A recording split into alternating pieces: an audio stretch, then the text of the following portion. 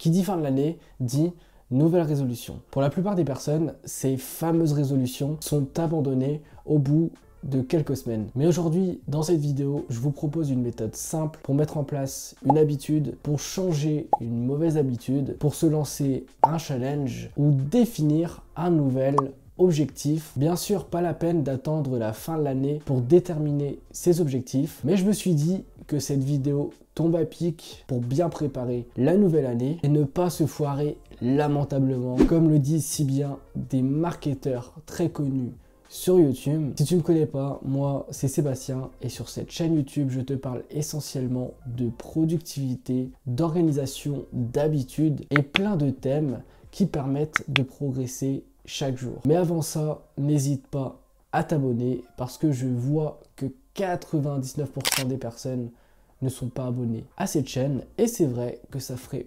plaisir pour bien commencer la nouvelle année. Tout d'abord, j'ai envie de te parler de la fameuse méthode qu'on entend souvent, soit dans les écoles de commerce, dans le monde professionnel, avec la méthode SMART. L'acronyme SMART est la création de George T. Dower, que celui-ci a partagé pour la première fois au public dans un article intitulé There a Smart Way to Write Goals and Objectives, publié dans le numéro de novembre 1981 de la Management Review, Spokane, Washington. Et dans cet article, George a mis en valeur l'importance d'avoir des objectifs, mais il parle aussi des difficultés de fixer ces objectifs. Et c'est pourquoi il a créé la méthode SMART, que je te répète brièvement. Le S, c'est pour spécifique. L'objectif doit être clair, précis, concis et on doit être capable de l'expliquer à quelqu'un et que cette personne le comprend directement. Ensuite, le M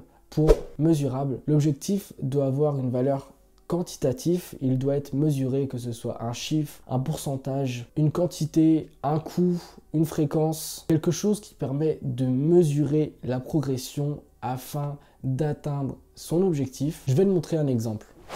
Par rapport à l'objectif SMART, il y a deux types d'objectifs. Il y a tout d'abord les objectifs sur lesquels on n'a pas forcément de contrôle. Par exemple, un de mes objectifs par rapport à YouTube, c'est d'avoir 10 000 abonnés.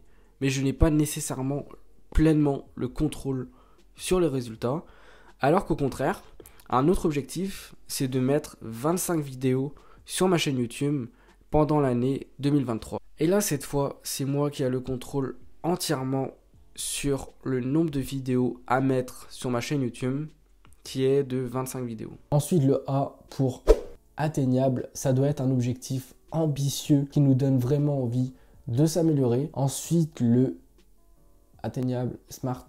Le R pour réalisable, ça doit être un objectif réaliste.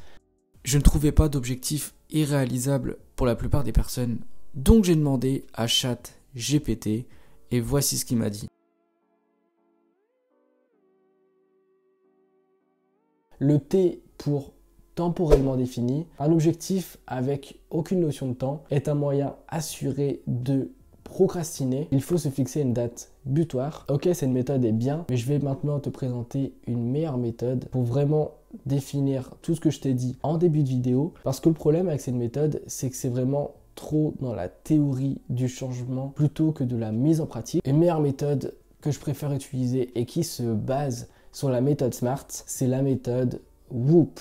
La méthode WHOOP a été développée par la professeure en psychologie renommée Gabrielle Wantingen. Elle mène ses recherches à Hambourg et à New York depuis plus de 20 ans. Et elle a découvert au cours des études qu'elle a menées que la pensée positive à elle seule ne suffit pas pour atteindre ses objectifs. À la suite de ses recherches, elle a développé une méthode de contraste mental. Elle se décompose en 4 étapes. Mais pour t'illustrer cette méthode, quoi de mieux qu'un exemple? N'hésite pas à prendre un papier, un crayon en même temps que je te présente mon exemple. Ok, du coup on se retrouve sur mon écran. Moi comme exemple personnel, ça va être de me lever à 6 heures chaque jour parce que j'ai envie de reprendre l'habitude de me lever tôt. Et donc je me suis dit que je vais reprendre l'habitude de me lever à 6 heures tous les jours pendant 30 jours. Tout d'abord, c'est le pourquoi. Pourquoi je dois réaliser ce défi de me lever à 6 heures chaque jour, ce que j'ai mis, c'est que je vais avoir plus de temps pour accomplir mes objectifs. Ce sentiment aussi de contrôle sur ma journée quand je me lève super tôt. Et aussi ce sentiment de satisfaction de se lever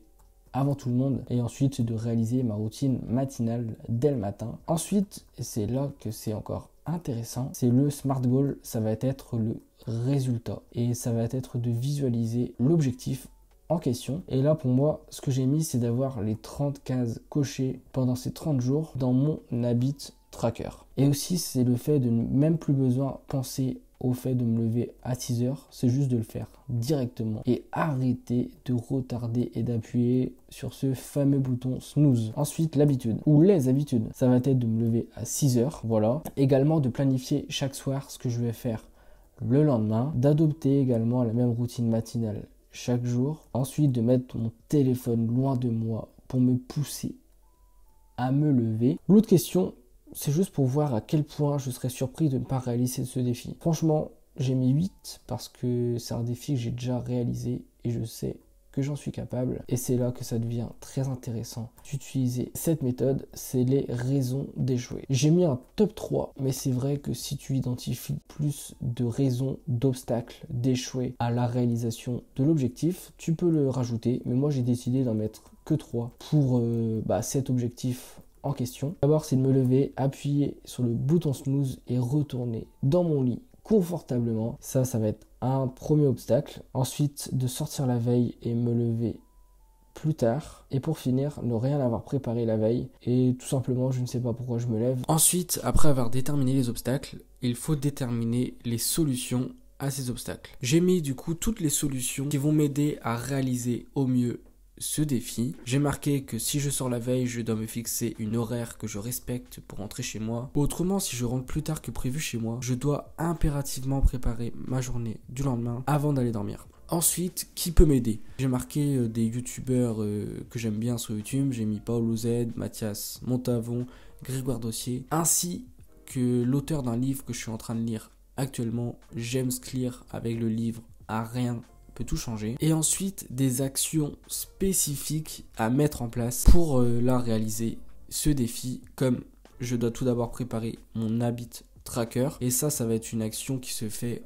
en une fois. Et c'est ensuite que ça va devenir une habitude d'aller sur mon habit tracker et aussi de préparer une feuille d'engagement pour m'engager à réaliser au mieux ce défi. Je te partage en description le template de cette méthode que j'ai utilisé sur Notion. Ce que j'aime avec cette méthode, c'est que ça permet de vraiment l'utiliser au quotidien et ça permet aussi d'identifier les obstacles par rapport à nos objectifs et bien évidemment les solutions, et ça permet d'avoir un plan d'action. Déjà, cette méthode est très facile à mettre en place. Ensuite, elle demande vraiment très peu de temps. Moi, pour faire ce que j'ai fait, ça m'a pris peut-être 20 à 25 minutes de deep work. Mais qu'est-ce que c'est 20 minutes dans une vie pour définir un objectif? Et ça me permet aussi d'utiliser cette méthode dans tous les domaines de ma vie. Et en plus de ça, cette méthode a été prouvée scientifiquement. Qu'est-ce qu'on peut demander de mieux que prouver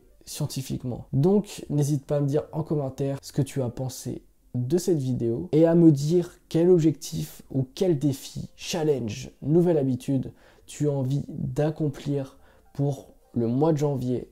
Par exemple, je te remercie pour le temps que tu m'as accordé. C'était Sébastien et on se retrouve très prochainement pour une nouvelle vidéo.